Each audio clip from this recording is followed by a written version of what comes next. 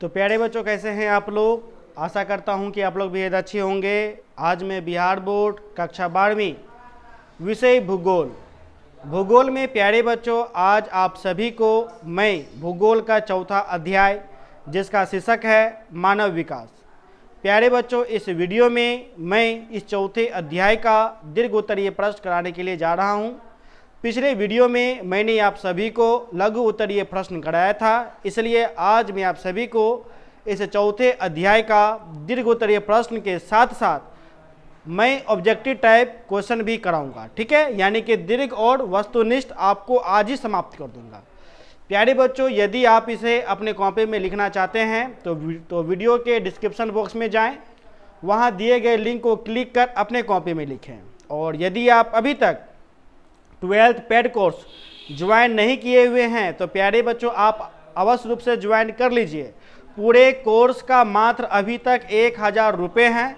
3 दिनों के बाद आपको 1500 हो जाएगा। याद रखिएगा, 3 दिनों के बाद आपको 1500 हो जाएंगे। तो इसलिए प्यारे बच्चों, आप अवश्य रूप से इस कोर्स को परचेज कर ले, जिसमें आपको सभी विषय का चैप्टर वाइज क्वेश्चन आंसर दिया जाएगा, लघु दीर्घ वस्तुनिष्ठ। उसके अलावा चैप्टर वाइज MBBI और BBI क्वेश्चन 2022 एग्जाम के लिए बताए हैं न जाएंगे। अक्टूबर के अंत में गैस क्वेश्चन दिया जाएगा।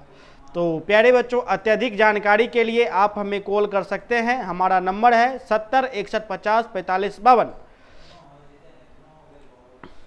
और प्यारे बच्चों, यदि आपने अभी तक ब्रिलियंट का ऑब्जेक्टिव टाइप नहीं खरीदे हैं तो आप अवश्य रूप से ऑब्जेक्टिव क्वेश्चन खरीद न लीजिए। इसके अलावा ब्रिलियंट का गैस पेपर भी खरीद आप सकते हैं। ठीक है, तो प्यारे बच्चों, आपका जो पहला प्रश्न निकल करके आता है, पहला प्रश्न है मानव विकास शब्द से आपका क्या अभिप्राय है। ठीक है, यानी कि मानव विकास शब्द से आपका क्या अभिप्राय है। मैंने आप सभी को मानव विकास के बारे में बताया था। ठीक है, तो प्यारे बच्चों, आपको क्या करना है, बस डिटेल से लिख देना है, यही आपका दीर्घ आपका बन जाएगा। ठीक है, तो उत्तर आपको इस प्रकार से लिखना है।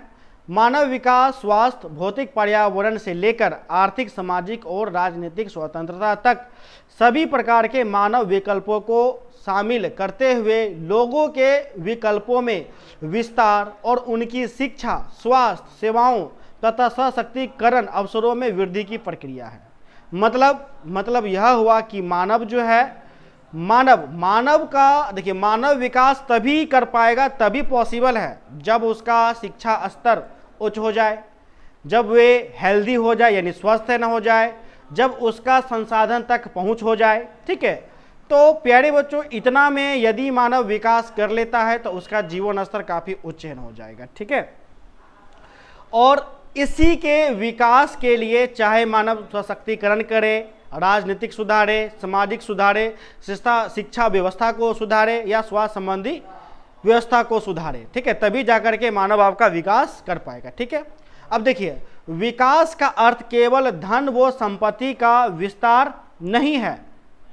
जो विकास का अर्थ है केवल धन और संपत्ति का विस्तार नहीं, मतलब कि अब हम विकास उसे नहीं कहेंगे कि मान के चलिए कि आप धन बहुत सारा अर्जित कर लिए। ठीक है, और अर्जित करने के बाद आपका जो जीवन स्तर है उस स्तर में आपका सुधार नहीं होता है, इसलिए हम उसको विकास नहीं बोलेंगे। मतलब देखिए, आम भाषा में इसमें सरलतापूर्वक बोलते हैं, यदि आपका आमदनी 20 रुपया है महीने का और 20 से बढ़कर के यदि 200 रुपये हो जाता है तो इसे हम वृद्धि बोलेंगे। इसे हम क्या बोलेंगे? इसे हम वृद्धि बोलेंगे। लेकिन विकास इसे तब तक नहीं बोलेंगे जब तक आपका स्थिति में क्या हो, तो वर्तमान स्थिति में सुधार ना आ जाए। यानी कि 20 रुपये में थे तब भी दिक्कत होता था, 200 हो गया फिर भी दिक्कत यदि हो रहा है, फिर भी हम इसको, यदि दिक्कत हो रहा है तो विकास नहीं बोलेंगे, यदि दिक्कत नहीं हो रहा है तो तब जाकर के हम इसको विकास बोलेंगे। ठीक है, तो देखिए, विकास का अर्थ केवल धन व संपत्ति का विस्तार नहीं बल्कि धन व संपत्ति द्वारा मानव का समग्र विकास से न होता है। ठीक है, विकास तब तक नहीं हो सकता जब तक वर्तमान स्थितियां अनुकूल नहीं होती। यानी कि जो वर्तमान स्थिति है वो वर्तमान स्थिति जब तक आपका सुधर नहीं जाएगा। जैसे शिक्षा, किसी आपको बच्चे को शिक्षा देना है तो उसके लिए धन का कमी नहीं है, कोई बीमार पड़ गया तो उसके लिए धन का कमी नहीं है। यानी कि जो सारी जो प्रक्रिया है, जो भी दिक्कत यदि हो रहा है उसका समाधान आप करते चले जाए तब आप विकास किए, या आपका गुणवत्ता में आपका जो रहन सहन का स्थिति है काफ़ी अच्छा हुआ है, पहले से बेहतर हुआ है, ठीक है, तब हम इसे विकास करेंगे। जैसे आपका छपड़ा का घर है, आप छत का घर बना लिए तो हम इसको विकास बोलेंगे, ठीक है। यदि आपका छपड़ा का घर है, आपका दरमाहा 20 रुपये से 200 हो जाता है, फिर भी आप छपड़े के एक घर में रहते हैं तो दरमाहा बढ़ गया लेकिन आपका विकास नहीं हुआ। यानी कि विकास में हम लोग गुणवत्ता को देखते हैं, ठीक है। गुणवत्ता में यदि परिवर्तन होगा तभी जाकर के वो विकास कहलाएगा, और वो परिवर्तन सकारात्मक होना चाहिए, ठीक है। तो विकास तब तक संभव है जब तक सकारात्मक वृद्धि होती है, यानी कि जब सकारात्मक वृद्धि होगा तभी विकास होगा, लेकिन जरूरी नहीं कि हर सकारात्मक वृद्धि ही आपका विकास हो, ठीक है। जैसे आमदनी बढ़ करके 0 से 200 हो गया, ठीक है, लेकिन जरूरी नहीं है कि 200 हो गया था आपका विकास, यानी आप अपने जीवन, आपका जीवन स्तर वो बदल ही जाए। हो सकता है कि जिस समय आपका 200 आमदनी हुआ है उस समय आपकी दादी बीमार पड़ जाए, ठीक है, दादाजी बीमार पड़ जाए तो सारा का सारा पैसा तो बीमारी में चला गया, तो विकास आप कर पाए तो विकास आप नहीं कर पाए, ठीक है। उदाहरण के लिए यदि किसी नगर की जनसंख्या में वृद्धि 1 लाख से बढ़कर, यानी 1 लाख से बढ़कर एक निश्चित समय में 2 लाख हो जाती है, अब 1 लाख से बढ़कर के 2 लाख जनसंख्या हो गया तो इसे हम वृद्धि कहेंगे। क्या कहेंगे? वृद्धि कहेंगे। तो हम समझेंगे कि नगर की वृद्धि हो गई है, यानी कि नगर की वृद्धि हो गई है, लेकिन मकान तथा अन्य सुविधाएं वही है। यानी कि जैसे जब 1 लाख जनसंख्या था तो वही मकान, वही सड़क, वही बिजली, ठीक है, कोई परिवर्तन नहीं हुआ है। जनसंख्या बढ़ गया है लेकिन जो व्यवस्था है वो व्यवस्था वही है, तो विकास नहीं मानी जाएगा, तो विकास माना जाएगा, तो विकास नहीं माना जाएगा, ठीक है। यानी कि जनसंख्या बढ़ने से नहीं होता है, जो आपका शहर है उस शहर में विकास के लिए हर एक चीज़ बदलना चाहिए। जैसे जो ईटा वाला सड़क जिसको खड़ंजा बोलते हैं, ईटा वाला सड़क है, उसकी जगह क्या तो पक्की सड़क है ना बन जाना, यानी कि ढलाई वाला बन जाना, तो ये भी आपका क्या विकास कहलाएगा, ठीक है। यदि मान के चलिए उस शहर में, उस या गांव में रेलवे का पटरी नहीं है तो रेलवे स्टेशन बन गया तो हम विकास बोलेंगे। बिजली पहले नहीं आता था, अब बिजली आता है तो हम विकास बोलेंगे। यानी कि इन सभी में परिवर्तन होगा सकारात्मक तभी विकास कहलाएगा। जनसंख्या कितना भी बढ़ जाए तो विकास वो नहीं कहलाएगा बल्कि वो वृद्धि कहलाएगा, ठीक है। अब देखिए, मानव विकास के उद्देश्य इस प्रकार से हैं। पहला, राजनीतिक स्वतंत्रता, आत्मनिर्भरता तथा स्वाभिमान। दूसरा, विकास लोगों के हित व कल्याण के लिए किया जाता है, यानी जो भी विकास है वो लोगों के हित के लिए किया जाता है और कल्याण के लिए किया जाता है। विकास में सहभागिता होनी चाहिए, ठीक है, यानी सबका सहभागिता होनी चाहिए। विकास के द्वारा लोगों को अपनी क्षमताओं को पूरा उपयोग करने का अवसर मिलना चाहिए, यानी कि जितना भी लोग हैं सभी लोगों का अपनी क्षमताओं का उपयोग करने का अवसर मिलना चाहिए। अब ऐसा नहीं कि हम भेदभाव करते, कोई मुस्लिम है, कोई हिंदू है, कोई दलित है, कोई ब्राह्मण, ऐसा नहीं होना चाहिए, सबको साथ लेकर के चलना चाहिए, ठीक है। तो प्यारे बच्चों, आपका जो पहला प्रश्न है वो पहला प्रश्न आपका हो चुका है, इसलिए अब हम आते हैं दूसरे प्रश्न पे। आपका जो दूसरा प्रश्न है वह दूसरा प्रश्न है, मानव विकास अवधारणा के अंतर्गत समता और सतत पोषणीयता से आप क्या समझते हैं? प्यारे बच्चों, ये जो वर्ड है सतत पोषणीयता, इसके बारे में मैंने आपको लेक्चर की वीडियो में काफ़ी अच्छे से समझाया था कि सतत पोषणीयता हम उसे कहते हैं। पहले वर्ड समझ जाइए क्योंकि बहुत बच्चे इस शब्द का मतलब ही नहीं समझ पाते। सतत पोषणीयता का मतलब होता है जो आपके पास सामग्री है उसको इस प्रकार से हम यूज करेंगे कि भावी पीढ़ी, हमारा जो आने वाला पीढ़ी भी है उसका वह प्रयोग कर सके। ऐसा नहीं कि वो जो सामग्री है वो सामग्री सीमित होना चाहिए, ठीक है। अब जैसे कि मान के चलिए कोयला, क्या तो कोयला सीमित है कि नहीं है सीमित? यदि हम कोयला आज ही पूरा मतलब कि 10 साल में ख़त्म कर देते हैं तो हमारा आगे वाला जो आने वाला पीढ़ी है यानी भावी पीढ़ी वो कोयला का इस्तेमाल कर पाएगा? नहीं कर पाएगा। उसी प्रकार कच्चा तेल जैसे पेट्रोल हो गया, डीजल हो गया, यदि हम इन सभी को ज़्यादा इस्तेमाल करेंगे, ज़्यादा इस्तेमाल करने के चक्कर में 100 वर्षों में ही समाप्त हो गया तो आने वाला पीढ़ी पेट्रोल का लाभ उठा पाएगा? नहीं उठा पाएगा। इसलिए सतत पोषणीयता हम उसे बोलेंगे जो साधन है, जो सीमित साधन है उसका प्रयोग इस प्रकार करना है ताकि भावी पीढ़ी भी यानी आने वाला पीढ़ी भी उसका उपयोग कर सके। तो इसी में आपको जो जवाब देना है वो प्रश्न है, मानव विकास अवधारणा के अंतर्गत समता मतलब समानता और सतत पोषणीयता से आप क्या समझते हैं, ठीक है। तो देखिए, समता का अर्थ है सबके लिए समान अवसर प्रदान करना, यानी समान अवसर, चाहे हिंदू हो, मुस्लिम हो, दलित हो, लंगड़ा हो, कोई भी हो, सबके लिए क्या होना चाहिए, तो समान, यानी कुछ भी करेंगे समान दृष्टिकोण से, कोई भेदभाव नहीं होगा। ये भेदभाव जो है ना तो लिंग के अनुसार होना चाहिए, जैसे कोई लड़का है तो कुछ ज़्यादा कर देंगे, लड़की है तो कम कर, ऐसा नहीं होना चाहिए। ना तो लिंग के आधार पर होना चाहिए, ना तो जाति के आधार पर होना चाहिए, ना तो धर्म के आधार पर होना चाहिए। यानी कि जो भी करेंगे सबके लिए करेंगे, समान करेंगे, जिससे समान सभी का विकास हो सके।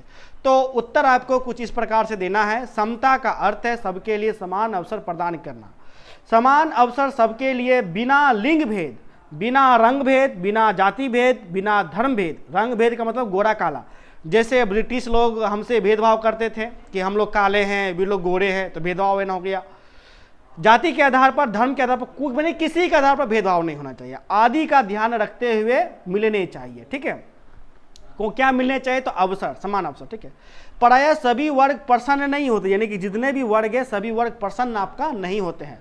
उदाहरण के लिए किसी देश के कौन से वर्ग के लोग विद्यालय छोड़ देते हैं, ये सबसे ज़्यादा इंपॉर्टेंट है। मतलब अब जैसे हम भारत की बात करें तो भारत में जो है, तो भारत का जो दलित वर्ग है, यह वर्ग सबसे पहले विद्यालय छोड़ देता है, यानी कि उनका बच्चा सब वो ज़्यादा स्कूल नहीं जाता है, चाहे कारण कोई भी हो, चाहे वो उनके पास ज़्यादा धन नहीं हो, यानी आर्थिक तंगी हो, और ख़ास करके जो महिला वर्ग है वो तो और नहीं पढ़ती है, ठीक है। तो ये जो वर्ग है, ये वर्ग मतलब कि सीमित वर्ग है, ठीक है। जबकि हम उच्च वर्ग की बात करेंगे, वो उच्च वर्ग का कथन होता है कि आधी रोटी खाएंगे फिर भी स्कूल जाएंगे, ठीक है। तो यह महिलाओं तथा आर्थिक रूप से पिछड़े वर्ग में अधिक होता है, ठीक है। इसमें से यह प्रदर्शित होता है कि इन लोगों में ज्ञान कम है, यानी कि पिछड़े वर्ग में, ठीक है, या फिर महिलाओं में। उसके बाद पैराग्राफ चेंज करके लिखना है, सतत पोषणीयता का अर्थ होता है अवसरों का लगातार उपलब्धता, यानी कि जो भी अवसर है उसका लगातार उपलब्धता से है। सतत मानव विकास रखने के लिए प्रत्येक पीढ़ी को उन अवसरों को बनाए रखना चाहिए, ठीक है। सभी पर्यावरणीय, वित्तीय और मानव संसाधनों का उपयोग भविष्य में ध्यान रख के करना चाहिए, ठीक है।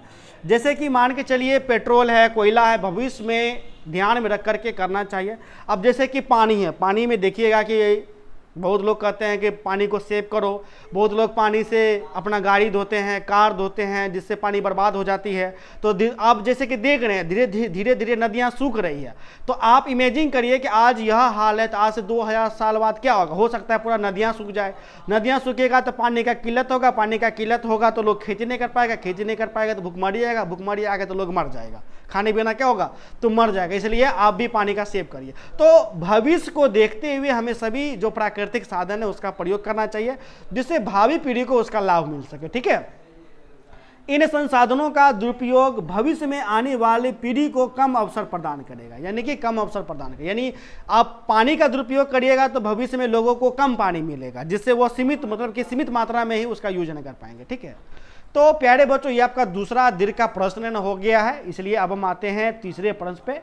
आपका जो तीसरा प्रश्न निकल करके आता है, तीसरा प्रश्न है मानव विकास सूचकांक, ठीक है। मानव विकास सूचकांक की गणना में किन सूचकों का उपयोग किया जाता है। मैंने आपको बताया था कि इसका मात्र 3 ही है। पहला है जीवन अवधि, साक्षरता, उसके बाद व्यक्ति का जो सकल घरेलू उत्पाद है वो, ठीक है। तो उत्तर आपको इस प्रकार से लिखना है, मानव विकास सूचकांक की गणना में निम्नलिखित सूचकों का उपयोग किया जाता है। अब देखिए जो पहला पॉइंट है जीवन अवधि, ठीक है। तो अब हम जीवन अवधि देखेंगे। तो देखिए एस्कीमोफ, सॉरी यहाँ पर एस्कीमोफ नहीं होगा, यहाँ पर मिसप्रिंट है, यहाँ पर आएगा इनमें, ठीक है। इनमें से क्या लिखना है यहाँ पर काट करके, इनमें से जन्म के समय जीवन प्रत्याशा से की जाती है। किससे न की जाती है, तो जीवन प्रत्याशा से की जाती है। इसका न्यूनतम मान 25 वर्ष तथा अधिकतम मान 85 वर्ष लिया जाता है, ठीक है। कितना मान इन्हें लिया जाता है, तो न्यूनतम 25 वर्ष और अधिकतम 85 वर्ष आपका लिया जाता है, ठीक है। जो दूसरा है साक्षरता। क्या है, तो साक्षरता, ठीक है।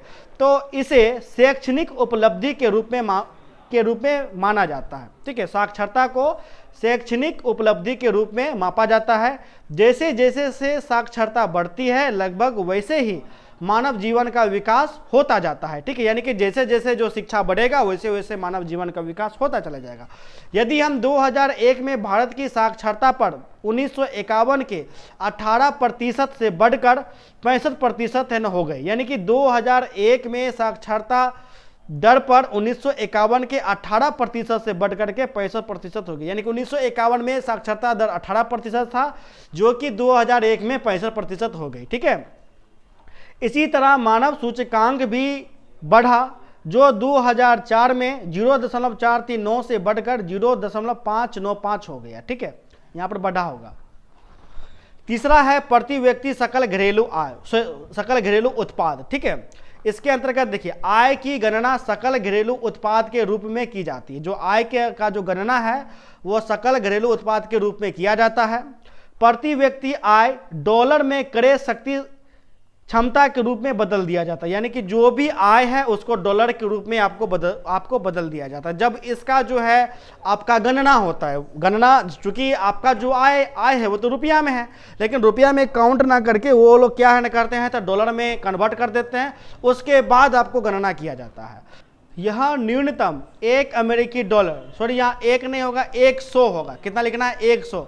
यह न्यूनतम 100 अमेरिकी डॉलर और अधिकतम 40,000 अमेरिकी डॉलर के बीच निश्चित किया जाता है। ठीक है, उसके बाद पैराग्राफ चेंज करके आपको लिखना है मानव विकास सूचकांक ज्ञात करने के लिए सबसे पहले प्रत्येक सूचकांक का मान ज्ञात किया जाता है।